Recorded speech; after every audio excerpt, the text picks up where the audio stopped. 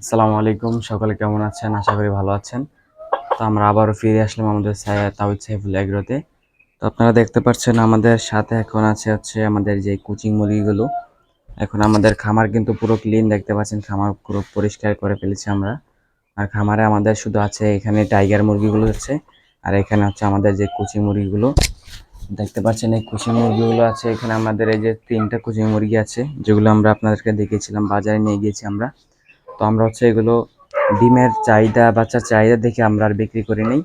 আমাদের কাছে আরও কয়েকজন কেনার জন্য আসছিল, তো আমরা বিক্রি করি না, আমরা আবার ব্যাক নিয়ে আসছি মুরগিগুলোকে।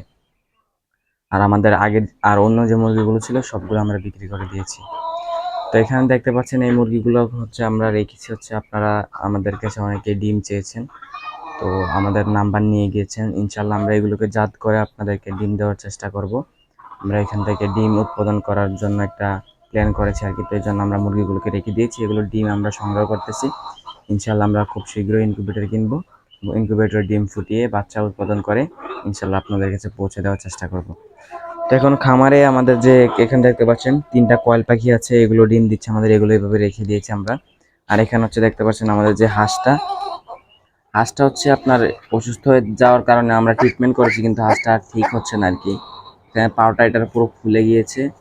তো দেখতে পাচ্ছেন একটা পা ভালো আর একটা পা অসুস্থ হয়ে গিয়েছে আর কি, এটা মানে প্যারালাইজড হয়ে গিয়েছে মনে হচ্ছে। তো হাঁসটা কিন্তু মার্শাল্লাহ ভালো ওয়েটের হয়েছে, খাবারও খায় সুস্থ, কিন্তু এই যে হাঁটতে পারে না, এই জন্য আর কি একটা হাঁসটার সমস্যা।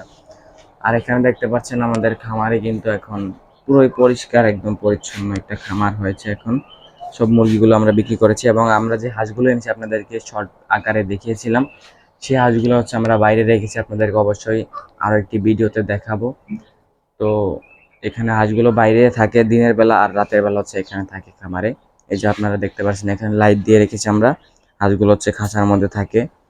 আর এখানে দেখতে পাচ্ছেন এই যে টাইগার মুরগিগুলো ঘোরাফেরা করতেছে, কুচিং মুরগিগুলোকে আমরা একবারে ছেড়ে দিয়েছি, এভাবে ঘোরাফেরা করতেছে এবং রানিং ডিম দিচ্ছে।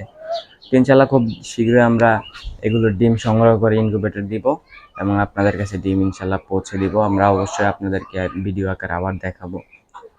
তো সকলে ভালো থাকবেন। আসসালামু আলাইকুম।